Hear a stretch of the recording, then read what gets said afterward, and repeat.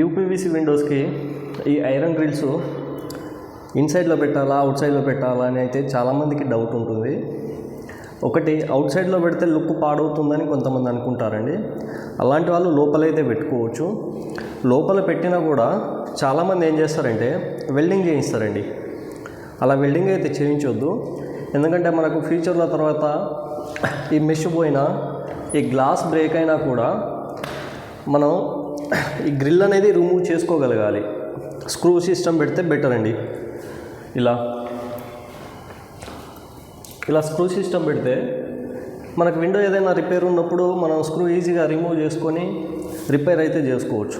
అదే మీరు వెల్డింగ్ చేయించి పర్మనెంట్గా ఫిక్స్ చేశారనుకోండి, మనకు తర్వాత విండో ఏదైనా మెయింటెనెన్స్ ఉంది, రిపేర్ ఉందంటే ఇబ్బంది అవుతుంది. అందుకే మీరు ఐరన్ గ్రిల్స్ లోపల పెట్టుకున్నా కూడా స్క్రూ సిస్టమ్ పెట్టుకోండి, బాగుంటుంది. ఓకేనా?